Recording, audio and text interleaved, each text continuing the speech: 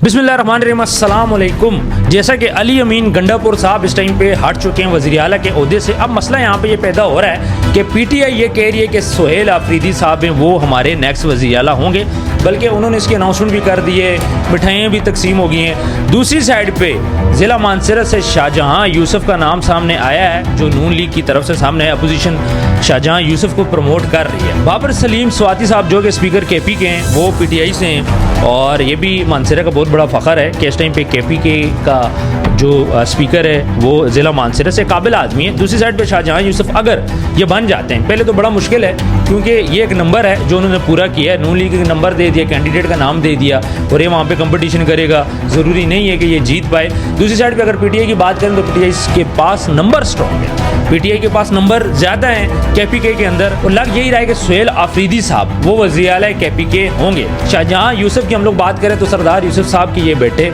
सरदार यूसुफ साहब जो कि इस टाइम पे वफाकी मजहबी अमूर हैं, कई दफ़ा वो इलेक्शन जीत चुके हैं, एमएनए का भी जीत चुके हैं, एमपीए का भी जीत चुके हैं, और ज़िला मानसरा की सियासत में बड़ा असर व रसूख रखते हैं। अनफॉर्चुनेटली काफ़ी टाइम इन्होंने असम्बलियों में गुजारा है, लेकिन इस तरह कोई बड़ा प्रोजेक्ट या चीज़ें नहीं कर पाए जिसकी वजह से लोग इनसे खफा हैं। और दूसरी जगह देखा जाए तो बाबर सलीम साहब इस टाइम पे स्पीकर हैं, उनको भी अपॉर्चुनिटी मिल चुकी है, और ये उन्होंने दावा किया है कि मानसरा के अंदर वो बड़ी स्कीम लेके आएंगे, खासतौर पर पानी और जो कब्रिस्तान का मसला है वो उसको हल करेंगे। वो पूरी कोशिश कर रहे हैं इस टाइम पे कि मानसरा के अंदर कोई ना कोई मेगा प्रोजेक्ट लाया जाए। शाहजहाँ यूसुफ साहब अब क्या करते हैं, देखने वाली सिचुएशन होगी, क्या वो बन पाते हैं वज़ीर आला। दूसरी साइड पे सुहेल आफरीदी साहब हैं, पीटीआई के एक वर्कर हैं। अब मुझे यहाँ पे एक बात समझ नहीं आ रही, अगर मैं बात करूँ शाहजहाँ यूसुफ की, तो मैं भी मानसरा से हूँ, तो इस बात की हमें सम और खुशी तो है कि कम से कम मानसरा से कैंडिडेट तो निकला है जो नून लीग ने कुछ तो राइट्स दिए हैं। उन्होंने मजहबी अमूर बनाया सरदार यूसुफ साहब को, फिर उनके बेटे को वो ले आए हैं, लेकिन ये एक नंबर पूरा किया गया है। इसमें यह नहीं है कि वो जीत पाएंगे, लग यही रहा है कि सुहेल आफरीदी बड़ा ईजीली बन जाएंगे,